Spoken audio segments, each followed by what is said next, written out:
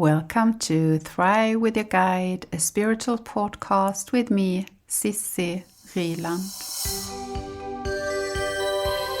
I'm a spiritual teacher from Sweden. This episode is the second about the law of attraction.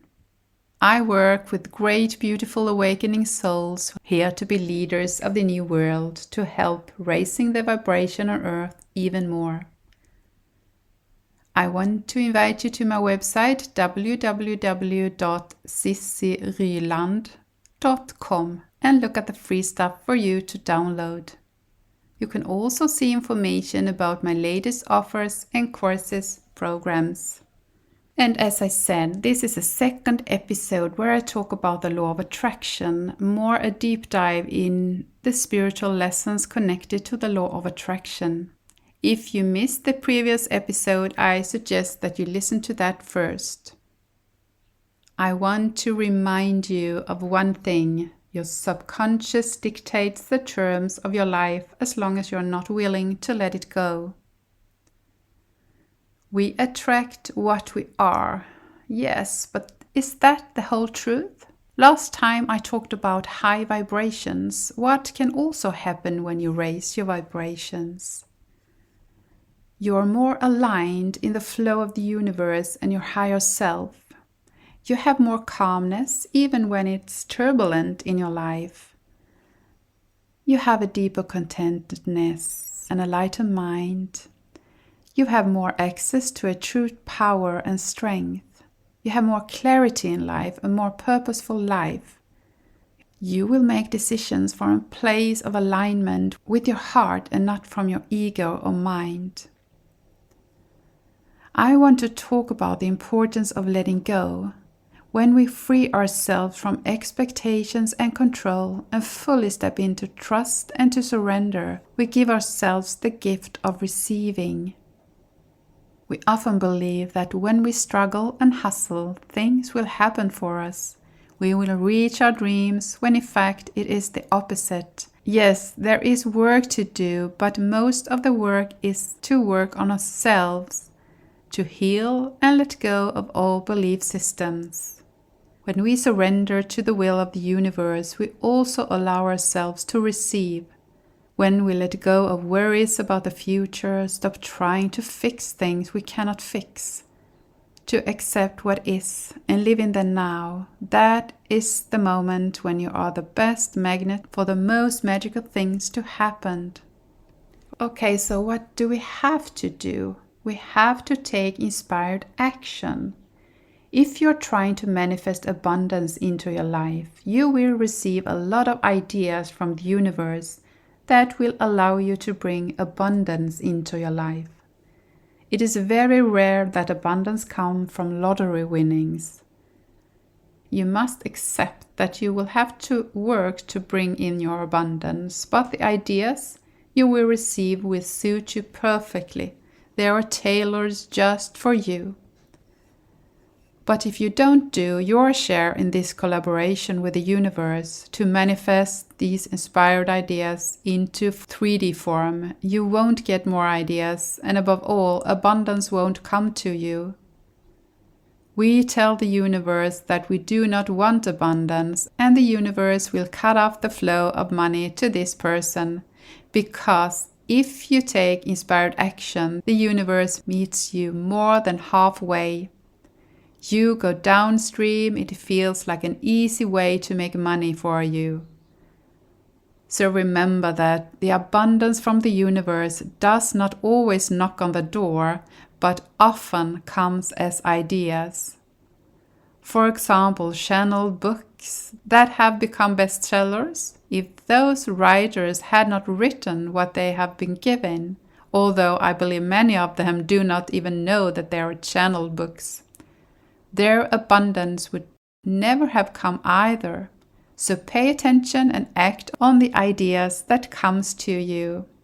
Self-care. One thing that is very important when it comes to the law of attraction and that not people know about is actually self-care. When we take care of ourselves, we find it much easier to be in the flow. We stop the hustle and the ideas reach us. We come into our core, our guidance, and we will find it much easier to receive what wants to come to us. In order to receive what we desire, we need to stop and take care of ourselves. Over the years, I've been seeing so many clients and members of my courses and programs, especially women, questioning the importance of self-care.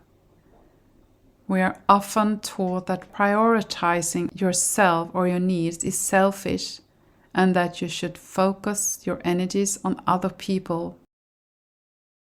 Self-care is a way to respect yourself and your own needs. Self-care is essential for your health. It is also an important piece of manifesting our dreams and goals. Because when we take care of ourselves, we raise our vibrations. If you have nurtured yourself, your aura is magnetic for the most magical things. There is a couple of things that often people are not aware of, and this is the healing part and the learning part of manifesting.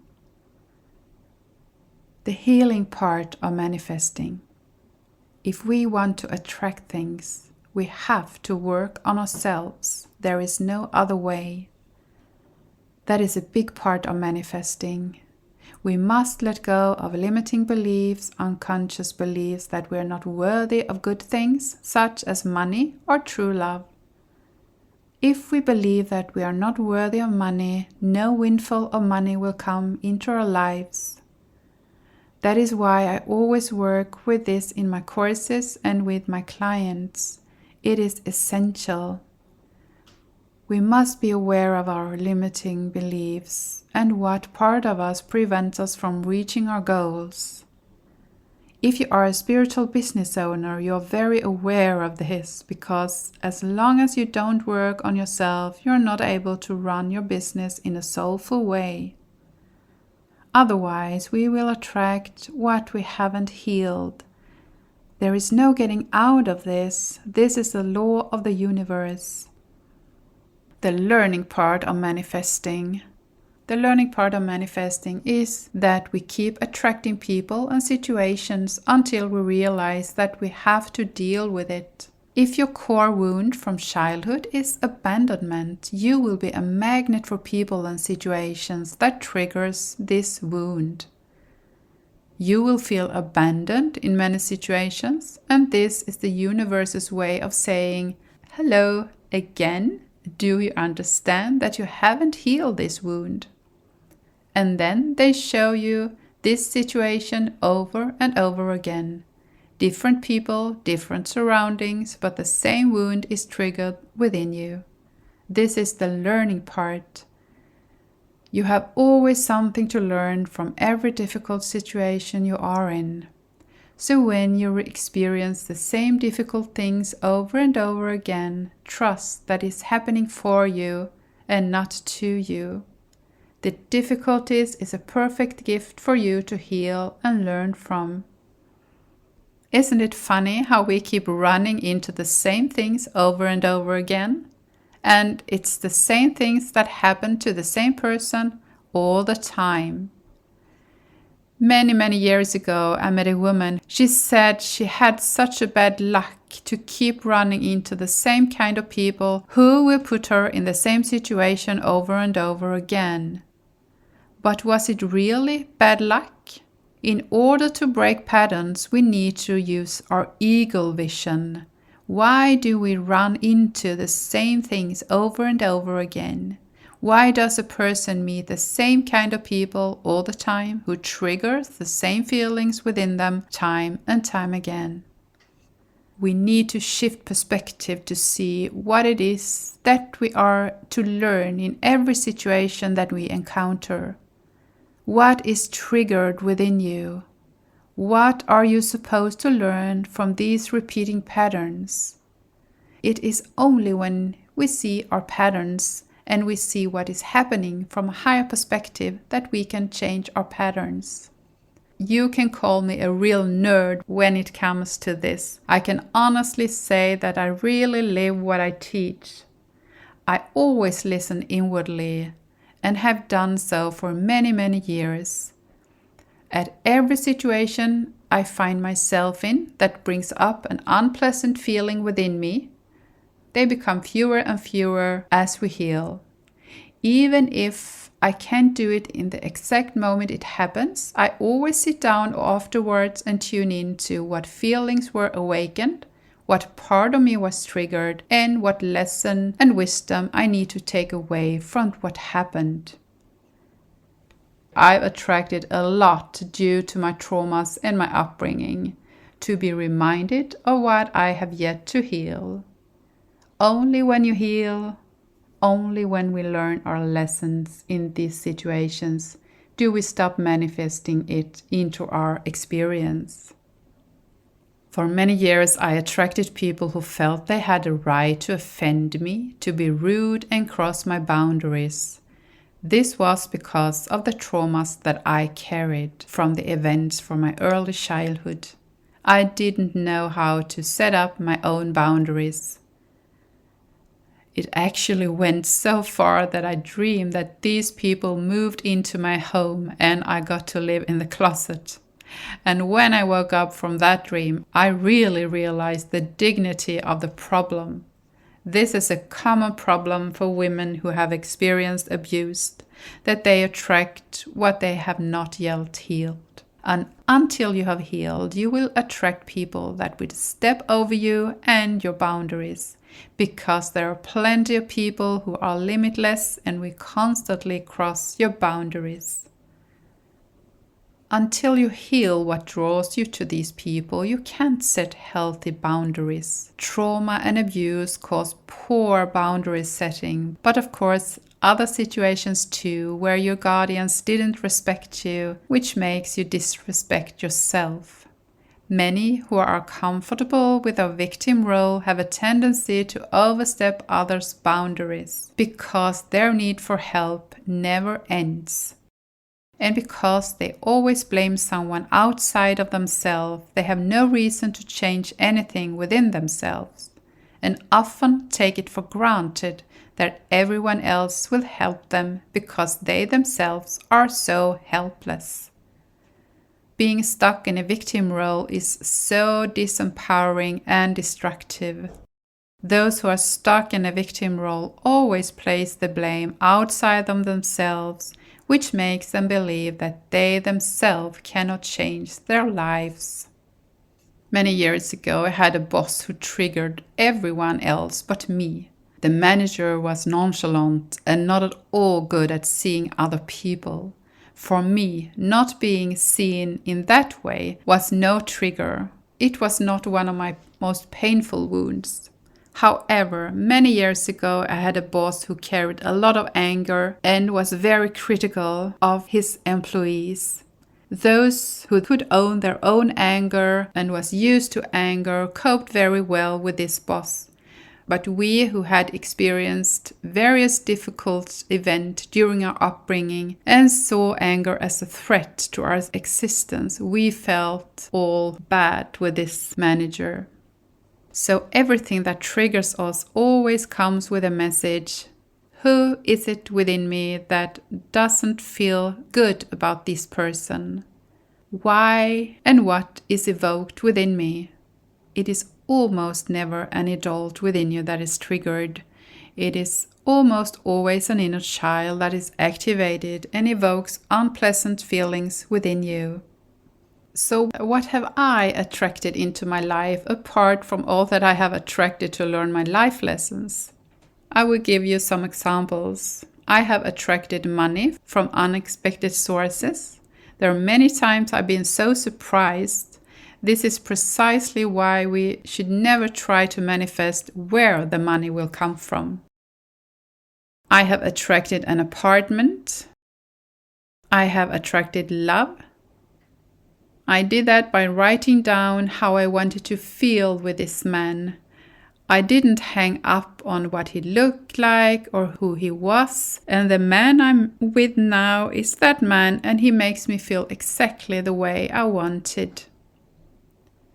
I have also attracted educations and courses I have wanted to attend.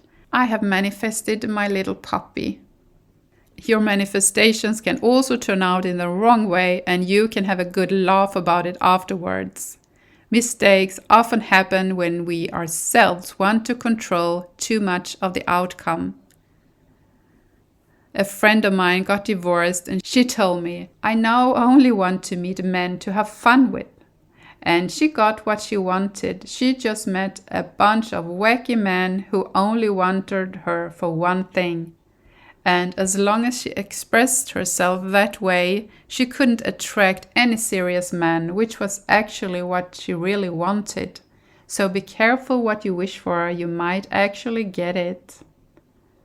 When I was younger, I was tired of a certain type of man that I always met. I then took the opposite and said to my friend, I want a kind, spiritual man with long hair who is studying to be a therapist. That was exactly what I said, to get someone opposite compared to the ones I had met. Only shortly afterwards, a week or so, a man contacted me via social media, and it turned out he had long hair and he was studying to be a therapist. He was spiritual and he meditated every day, and I thought, oh wow, this is my dream man. But since I hadn't specified more than that, it turned out that he never washed himself with soap or anything, just with water, which made him smell like dirt, which is tough for a person who has a very sensitive nose. And me and a friend had so much fun and have laughed about this many times afterwards. And she said, you met a man who believes in angels, but not in soap. That is how crazy it can get when you only wish with your human brain. I wish you good luck on your journey to reach your dreams. And if you like my podcast, please recommend it to your friends, share, download, and subscribe. And now I'd love to hear your thoughts on and insights from this episode. You do this by taking a screenshot of this episode of the show and tag the photo with the Thrive with Your Guide Instagram account. With that, I want to thank you for listening today. And if you like what I do, head over to www.ciciryland.com to sign up for my amazing morning ritual, Raise Your Vibration and Manifest the Life of Your Dreams. The magical and healing morning ritual with Archangel Michael. This includes a free meditation and a PDF workbook. Lots of love to you from me, Cissi Ryland.